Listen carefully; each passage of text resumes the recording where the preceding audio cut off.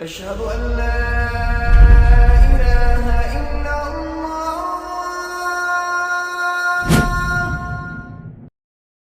بسم الله والحمد لله والصلاة والسلام على رسول الله وعلى آله وصحبه ومن والاه.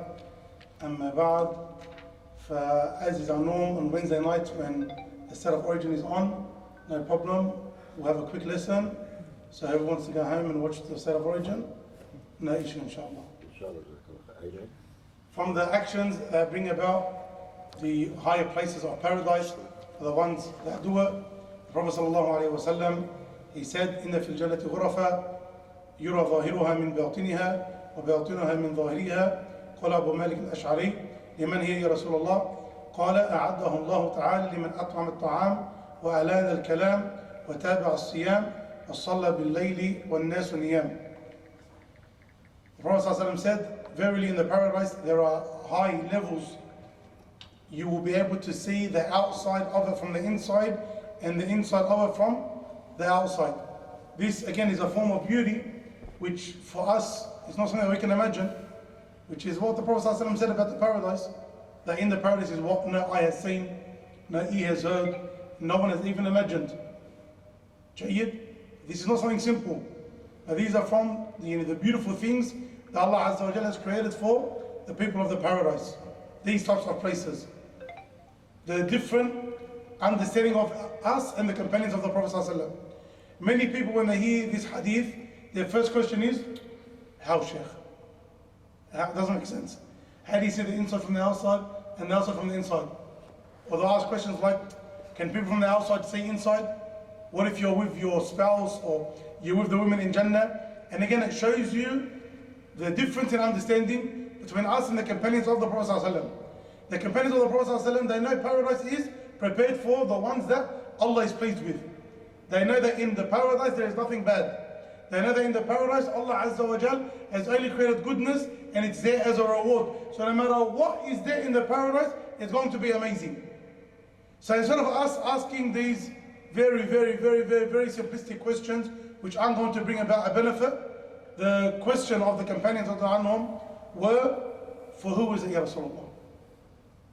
These houses that you're describing, these places that you're describing, these high levels that you're describing, who are they for, Ya Rasulullah? That's what they want to know, because that's what's important. Who are they for, so that we can be like them? So we can do what they do. We can try and implement that which they done to get those high levels. The Prophet ﷺ said, Allah Azza wa Jalla prepared it for the ones that feed, and He feed the poor and needy, and their speech is good, and they constantly fast, and they pray at night when people are asleep. We'll take these four traits and we'll explain inshallah Azza wa Jalla a little bit. The first one, لمن أطعم الطعام, the one who feeds those that are poor and needy. The matter of feeding the poor and needy, this is not something that unfortunately many people do often. A lot of people do it as one-offs. But this doesn't get you that reward for these type of actions. You want to be a person who's known with Allah Azza wa Jalla that you are constantly feeding the poor and needy. And that's why the best of actions is that which is constantly done, even if it is small. There are a lot of people, okay, if there's a fundraising dinner, yes, they'll donate. Or if there's a specific collection, they'll donate. But to donate weekly or monthly, they don't, unfortunately. And if they were to simply put a small amount of money aside a week, $20, $30, $50, something very small, according to your capability. Some people are able to put 100, 200, whatever your capability is. But you put a small amount of money aside and you give that in sadaqah every single week, then you have chances to fall under the categories like this. At'am at-ta'am. In many countries around the world, you're able to feed a whole family for $10. Some families, you can feed them with the basics, the essentials, for a whole month, with things like pasta and oils and stuff like that. For the whole month, $40, $50. That's absolutely nothing. You could be looking after 4 or 5 families with 1 week's donations. But many people don't think like that, unfortunately.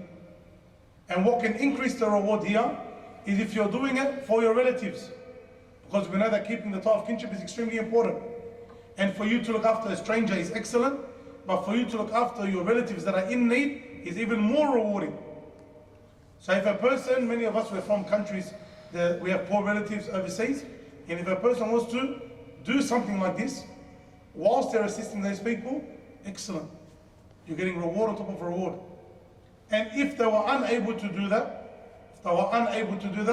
in your country, because alhamdulillah, the people aren't poor, they're not Muslim, whatever it may be, then for you to assist the millions of other Muslims around the world that need that assistance. Food is something essential. And so what people will do to get food, and it is unimaginable how extreme some people will go. Unfortunately, some people, they get to the extreme of looking at other religions or going to other religions, converting to other religions simply for food. When the missionaries around the world, when they get to poor countries, Muslim or otherwise, what do they take? They don't just take a Bible. They always take a food bag, a box of food, medical assistance, whatever it may be, and a Bible with it. They take both. You draw the people in through the assistance. And this is only natural. Allah Azza wa Jal created us, and our hearts are weak. And our hearts like people that do good to us. We open up to them, we relax to them, we trust them. So this is our way of giving da'wah, and this is even with us as Muslims. Any part of the categories of zakat is وَالْمَلَفْتِ قُلُوبُهُمْ, those who are trying to win their hearts over. Also comes through financial assistance and the like. So the matter of missionaries or others going and giving people financial assistance and then also preaching their ideology, this is not something foreign. This is something also that is there as an Islamic concept. But what we want to do as Muslims is ensure we are the ones that are assisting the Muslims. And the only way that you can assist the Muslims is if people are giving. You can't give that which you don't have. So there are Muslims, whether it is in Asia, whether it is in, look here, right next to us, Indonesia. And in Southeast Asia, here as Muslims, alhamdulillah, in Australia, this is the closest Muslim country to us. And it's a major Muslim country. We should be people that ensure to the best of our ability that Indonesia is looked after. As we mentioned, many of us are from countries overseas. Take Lebanon as an example. How many millions of Lebanese themselves are living under the poverty line? And then on top of the poor Lebanese that are there, now you've got the massive influx of Syrian refugees that also need assistance. You look at countries like Turkey, how many refugees are there? In many countries in Africa. Again, these are Muslims. And we as Muslims need to be assisting our brothers and sisters. And when you are assisting them as a Muslim, this is something that they feel comfortable with and they feel happy with. And they know that they have brothers and sisters around the world that are there looking out for them. We cannot look and say, how does this person, apostate from Islam? There's no reason whatsoever to apostate from Islam. There's no reason. A person can say, Wallah, I was in need, so I went to them and that's why I became a Christian, whatever it may be. We're not saying that this is a valid excuse. But we as Muslims are practical people. We're practical people. Just like in war, we take our precautions from the enemy. We don't just say, oh, we're going to rely on Allah Azza wa Jal. وَأَعِدُّ لَهُمْ مَسْتَطَعْتُم مِّن قُوَّةٍ. Prepare for them what you can from power. You take your precautions. When it comes to your house, yes, you have reliance on Allah, but you take the means. You lock your doors, you put security doors, security bars, whatever it may be. You put cameras. You take your precautions. Same thing, yes, there's no reason for a person to leave Islam. But at the same time, we don't allow people to have the means that make it easy for people to leave Islam. So the matter of feeding people, wallah, is a big thing. And shouldn't just be looked at as a simple food parcel that I give to a person. Look at the bigger picture. That these people see Muslims that are helping them as opposed to non-Muslim organizations. And what happens, there's many cases like this. What happens when you have Muslim organizations and non-Muslim organizations? If the Muslim organizations can't provide the assistance, the people will go to the non-Muslim organizations. Sometimes, unfortunately, not just the apostating, but sometimes the people have given their children to the non-Muslim organizations to look after. because the Muslim organizations couldn't afford it or they didn't have space, etc. So what ends up happening, that young child whose parents gave him to the non-Muslim organization, not so they can become a Christian or another religion, simply for them to receive care and education. What ended up happening? That kid naturally, he's growing up now in an environment full of Christians around him. He's not looking at it all like Christianity right, Islam wrong. He's looking at this is what I know. And so for him to become a Christian, it's very easy later on. Hayyadan billah. So we need to be very careful and very mindful and constantly looking at what assistance we can give overseas. When it comes to إطعام الطعام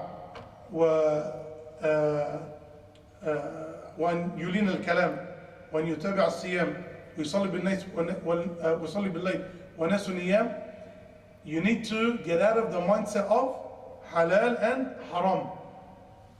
For the person that wants to receive those higher levels, the matter of halal and haram is not applicable to him anymore. We mentioned this for those that are watching online. We mentioned this last night in our talk for students of knowledge and the like. When it comes to wanting the higher levels, the matter of halal and haram needs to be removed out of the person's mind. What needs to be the mindset? What's the mindset? The best is to do. Good and better. Good and better. That becomes the mindset. And for a person, for example, let's say a person, he works the whole week, he has $500 left over at the end of the week. Is it halal for him to go and buy another watch? مثلا. Yes. It's halal for him. So we're not talking here about halal and haram, but what's better for him? For him to go and buy another $500 watch that he doesn't need, or for him to, for example, give in sadaqah? The general rule for him to go and give in sadaqah. جيد? We're not saying live very poor, we're not saying don't wear anything designer, don't eat any good food, like abadan. Live a decent lifestyle. But then at the end, you still have money left over, you still have time left over. So if you're thinking of those higher levels of paradise, your money does not become, or your time does not become about what's halal and haram. Is it haram, for example, is it haram for a person to exercise 10 hours a day? If you're fulfilling all your obligations, it's not haram for you to exercise 10 hours a day. Is it the best thing to do though, Islamically? No. Okay, exercise an hour, 2 hours, if you want to exercise. But you have a spare 8 hours a day, go into the masjid, go to a lesson, go read a book, go visit your relatives, go perform ibadah, go memorize the Quran. There's a million other things that are more beneficial that you can do. So for a basic entry-level Muslim, no problem. Halal and haram, no problem. But when we speak about the high levels in paradise, no. We're talking about good and better. So are you going to have to sacrifice for those higher levels? Yes, of course, there needs to be that sacrifice. أطعم الطعام وألان الكلام. And his speech was good. His speech was upright. When it comes to your speech, ألان الكلام, what you say is good, and how you say it is good. And that which is bad, and that which is wrong, you stay away from. I mentioned this also in my talk yesterday. And again, if the brothers are watching, جزاهم الله خيرا, we advise them. I went for dinner with some brothers that I haven't seen in a long time. We went for dinner on Saturday. And I think the amount of swear words, the F word was mentioned more than the bu itself. Every sentence at least once, every single sentence. You couldn't describe the food, you couldn't describe work, you couldn't describe what the person was wearing. Everything had an F-bomb with it. طبعا شباب لا إله إلا الله خاف الله. The problem is, it's their environment, in trades, etc. The environment obviously affects, but they need to work on that. And you can't reach these levels with a tongue like that. Or in some gatherings, they may not swear, but they backbite, or they curse, or they're harsh with their words. Sometimes it's not even about backbiting or slandering, but they're harsh with their words. For example, the kid is sitting in the wrong position. Why are you sitting there? Don't you understand? What's wrong with you? You being harsh with your words. La, be a person whose tongue is nice. Be a person who remembers Allah Azza wa Jal. Be a person that makes dua. Be a person that when you talk in a nice manner. Be a person who's complimentary of others. Be a person, even when you advise in such a beautiful way. And wallah, sometimes you come across individuals in your life that wallah, they're just amazing people to be around. Why? Because of their tongue. I say that the tongue is worse than a bullet. And now if you shoot, what happens? It could miss, it could hit. Allahu Alam. But when you speak and the person hears it, that never misses. That never misses. Then a bullet, its wound, if it's not fatal, its wound can heal. You shoot a person in the arm, it heals, no problem. But you say something that scars a person, that stays with them, if not for life, minimally a very, very, very, very long time. Sometimes, by you saying something a certain way, you can either turn the person off and make them never want to come back again, or because of the way that they spoke, you make them fall in love with you. All of it, just again, the way that you speak, the way that you are. And again, Islam takes into consideration practicality. ادعو إلى سبيل ربك بالحكمة والموعظة الحسنة. Go to the way of your Lord with wisdom and with good words. You get a person now who doesn't pray, and you tell him, Yani, you're an idiot for not praying. You're stupid for not praying. How dumb are you for not praying? Is what you're saying correct, the meaning? Is it correct? Yes, of course it's correct. It's correct what you're saying. The person's an idiot, the person's stupid, and the person's dumb. And worse than that. But is that how you give da'wah? No. Why? It's not going to be effective. It's not going to be effective in your da'wah. If you have a kafir, for example, you have a non-Muslim, and you say to him, Yani, what's wrong with you? Even the animals, Yani, know what's right and wrong. Even the animals live in a way that is pleasing to their Lord. Yani, are you stupid? Are you dumb? Are you worse than an animal? If you speak to him like that, you give him da'wah like that, even if the meaning is correct, that you've got intellect, animals don't have intellect, and you have intellect, you're able to make the right decision, and still you turn away from your Lord. And you're worse than the animals in that regard. But if you speak like that, is anyone going to become Muslim? Tell you, get out of here, never look at you. They're not worried if the message was right or wrong. The way that you spoke means they're going to be turned off. Even in business, the way that you speak has an effect. And you've all been to stores. Sometimes you have a person that works in the customer service, and like the way that they speak and their approach just turns you off. Even if it's the best store that has what you need and what you want at the best price, you don't want to buy from them simply because of the way that they spoke. And you have another store, another person that is dodgier or more expensive, or it's not what you need, but because of how they are and how they speak and how they do, you want to do with them again. And so you buy from them and you recommend them, even though it's at a detriment to you, more expensive, etc. For a person to beautify their tongue, this is something that's needed. And it's something amazing. And not only for people that are strangers to you, but especially people that are close to you. And sometimes you find an individual with others, his words are asal, they're honey. It's amazing. But with his own family, it's very, very, very harsh, very rough. His wife, his kids, his mother, his father, his brothers, his sisters, it's very rough. This is something that we should work on. And if we haven't perfected ourselves, it's something that we should work on and be conscious of. Of course, family members need to be more lenient with each other because they're more comfortable with each other. So obviously you're not going to have the perfect treatment between brother and sister, husband and wife, etc. because there's more understanding there. But nevertheless, we should work on not only being good with strangers, but also good with those that are closest to us. We're not even going to finish the hadith so that no one gets upset with us. Inshallah Azza wa Jalla, we'll stop here and we'll continue next week. هذا والله أعلم. صلى الله عليه وعلى آله وصحبه أجمعين.